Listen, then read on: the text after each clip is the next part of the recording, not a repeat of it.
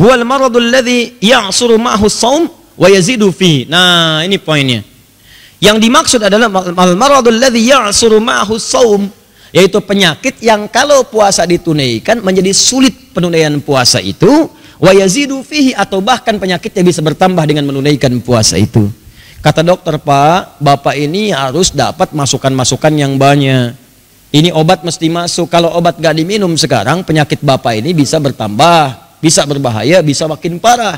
Maka kalau kondisinya seperti itu, Anda diperkenankan berbuka. Bahkan kalau dengan puasa bisa berdampak darurat atau madarat, bukan darurat, madarat ya, bahaya bagi fisik Anda, maka wajib hukumnya buka. Berdosa kalau puasa. Karena ini rukhsah. Rukhsah ini hadiah, pemberian. Saya ngasih hadiah ke antum, begitu saya kasih hadiah, senang nggak? Senang. Allah kasih hadiah ke antum, kenapa antum nggak senang? Jadi kalau sepanjang Allah kasih hadiah, ambil. Jelas ya? Jadi jangan merasa kecil kalau tak mampu puasa karena sakit, maka dengan itu boleh antum berbuka. Jelas sampai sini? Nah, nanti ketentuannya, saat sembuh silahkan ganti, makanya diteruskan. Faman kana minkum maridha aw ala safar fa iddatun min ayamin ukhra. Fa'iddah, maka cepat hitung berapa hari nggak puasanya. Hitung. Misal hari ini sakit nih, sakit gak bisa puasa, sulit, bisa tambah parah penyakit. Hitung, hari ini saya buka. Nanti ganti, qadha kemudian hari. Jelas? Hari kedua belum sembuh, hitung 2 hari, 3 hari, 4 hari, 5 hari. Hitungan itu nanti pasca Ramadan diganti, namanya qadha. Jelas ya? Fa'iddatun, hitung. Ingat, yang diminta oleh Quran hitung harinya, bukan hitung jumlah umumnya. Karena ada yang menghitung jumlah sebulan, jangan keliru. Karena bulan dalam hijrah bisa beda, bisa 29 atau 30. Ramadan tahun ini misalnya bisa 29, Ramadan kemarin bisa 30, jangan hitung sebulannya. Hitung berapa harinya, hari. Pasca Ramadan, hitung lagi, qadha setelah itu. Jelas? Baik. Kemudian yang kedua, ada yang membaca secara maknawi. Ingat, dalam hukum fikih, kaidah hukum itu bisa diterapkan dengan 2 pendekatan. Ada hakiki langsung, ada maknawi, disebutnya ilatnya. Sebab yang menjadikan gak puasa apanya? Paham? Belum. Yang hakiki, sakit betulan, penyakit nampak. Misal, mohon maaf sekali, didiagnosis Anda sakit nih, gak bisa puasa. Ya, penyakit misalnya yang dideteksi mesti ada, maaf ya, ada yang diisolasi, ada kena cancer misalnya, kita doakan semoga lekas sembuh, kan?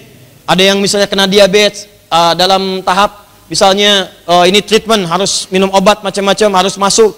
Ada yang diinfus, kita doakan juga lekas sembuh, bismillah, gitu kan? Nah, nggak bisa puasa, kalau puasa bahaya, silahkan buka. Tapi ada yang maknawi, dirinya kelihatan sehat, tapi punya kondisi seperti orang sakit, ini maknawi namanya. Illat maknawiyah. Sebabnya sama dengan orang sakit, gak mampu puasa, cuman kondisinya beda. Contohnya seperti apa? Ibu yang sedang hamil atau menyusui. Ibu yang sedang hamil, mengandung dan atau menyusui. Ya.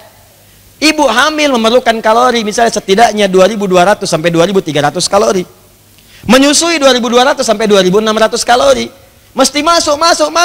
Ada yang sudah kuat, bisa adaptasi, dia puasa. Tapi tidak sedikit yang kemudian merasa lemah dengan itu. Mengkhawatirkan, apa yang dikhawatirkan? 2. Yang pertama, ada yang khawatir dengan kesehatan dirinya. Begitu puasa, saya takut diri saya lemah. Ada yang kedua, khawatir pada bayinya. Saya sih kuat puasa, cuman takutnya kalorinya nggak masuk tuh kebutuhan bayi saya. Maka yang seperti itu dikiaskan seperti orang sakit. Kalau orang yang sedang mengandung khawatir saat dia berpuasa, masukan untuk dirinya kurang, sehingga membuat fisiknya lemah, alih-alih dia puasa ibadah, padahal cuman malas, tidur, lemes, lihat jam lagi, berapa jam lagi, aduh masih 5 jam, berapa jam lagi, Allahu Akbar, alhamdulillah buka, belum asar cuy, asar, coba deh kemana, asar, masih 2 jam lagi, yang dilihat tuh itu gitu kan. Maka yang seperti ini silahkan buka, nanti qadha. Maka dari itu hukum bagi orang yang perempuan yang tengah mengandung dan atau menyusui ini dibagi 2 oleh para ulama. Pertama, kalau dia khawatir pada dirinya dan atau pada bayinya sekaligus, dirinya dan bayinya, bukan pada bayinya saja. Yang pertama pada dirinya saja, ya. Dia khawatir pada dirinya nggak kuat untuk puasa. Awas hati-hati kalau puasa takutnya lemah atau khawatir pada dirinya sekaligus bayinya. Takut dirinya nggak mampu, berdampak pula pada bayinya. Maka yang seperti ini sepakat para ulama nggak ada perselisihan. Kata Ibnu Qudamah dalam kitabnya Al-Mughni nggak ada perselisihan. Apa solusinya? Buka di luar Ramadan qadha. Jelas? Buka di luar Ramadan qadha. Silahkan berlatih. Berlatih. Tapi kalau kemudian dia khawatir pada bayinya saja, terkhusus bagi yang menyusui. Kalau yang ibu hamil jarang begitu, ya. Ibu hamil itu utamanya pada dirinya, pada pribadinya. Pasti ke bawah. Tapi kalau ibu yang menyusui khawatir ke bayi biasanya. Takut ASI-nya nggak cukup, arahannya ke bayi. Nah, kalau yang ke bayi ini ada perbedaan pendapat sampai ke 3 bagian. Pendapat pertama, dia wajib qadha saja. Qadha saja, ganti puasa. Pendapat kedua, di Syafi'iyah mengatakan wajib qadha sekaligus fidyah. Qadha dan fidyah. Kenapa qadha dan fidyah? Keterangan ulama Syafi'iyah, sebetulnya dia mampu puasa, cuman nggak puasa pada saat itu. Maka dia qadha. Kenapa dia fidyah ketidakmampuannya? Karena bayi yang sedang disusui, bukan karena dirinya. Jadi bukan ilat pribadinya, karena ada faktor lain yang menyebabkan dia tidak puasa. Sebetulnya mampu, tapi karena yang lain nggak puasa, maka dia qadha. Ya, karena nggak puasanya dan karena faktor lainnya dia fidyah. Itu pendapat Asy-Syafi'iyah. Yang ketiga mengatakan cukup pilih di antara 2 itu. Yang ketiga mengatakan fidyah. Dia ada qadha saja, ada qadha dan fidyah, ada fidyah saja. Mana di antara ini yang kuat, teman-teman sekalian? Ada yang mengatakan yang terkuat nggak mungkin dua-dua kifarat dipertemukan, karena qadha dengan fidyah itu pilihan. Ini pendapat Abu Hanifah. Di kalau anda nggak qadha saja, maka fidyah saja, nggak bisa menggabungkan keduanya. Di kalau anda itu kan kifarat, kalau tidak qadha maka fidyah. Kapan qadha, kapan fidyah? Ini posisi qadha, ini posisi fidyah. Di anda pilih qadha atau fidyah. Itu pendapatnya Abu Hanifah. Di antara qadha atau fidyah ini diutamakan yang qadha, karena ada kalimat dalam Al-Quran wa antasumu khairul lakum.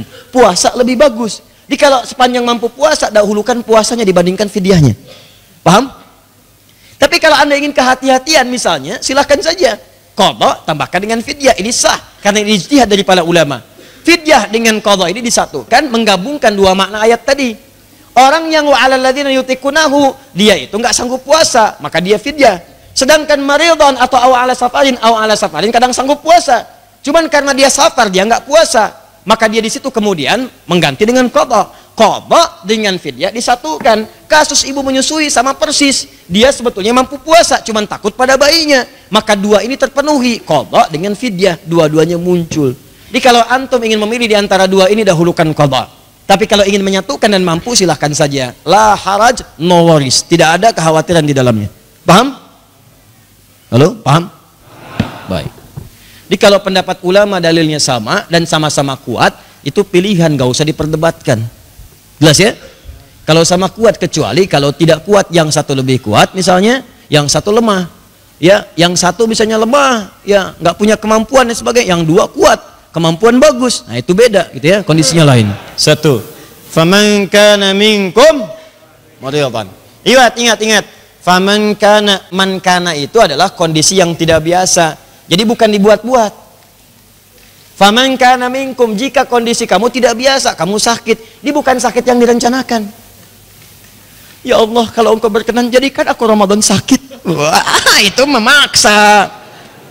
Atau rencana memang pas Ramadan misalnya, supaya sakit bulan Ramadan, bikin kecelakaan dikit misalnya kan. Coba-coba minum baygon. Itu tidak. Ya. Jadi faman kana minkum, jika terjadi kondisi yang tidak biasa, kemudian sakit, menyebabkan sulit untuk berpuasa, atau kemudian ibu hamil, ya hamil atau menyusui, seperti tadi hukum yang telah kami sampaikan. Ini nanti tolong jangan ada pertanyaan lagi kalau sudah saya jelaskan, paham ya? Jangan ada pertanyaan lagi kalau sudah saya jelaskan. Ustadz, bagaimana kalau saya hamil, melahirkan, saya lagi menyusui, hamil lagi misalnya kan? Kondisi seperti itu, seperti apa solusinya? Sama jawaban dengan yang tadi, paham? Dahulukan puasa untuk qadha, kemudian upayakan maksimal. Kalau memang divonis tidak punya kemampuan, maka dorong dengan fidyah. Jelas? Allah Ta'ala a'lam bishawab.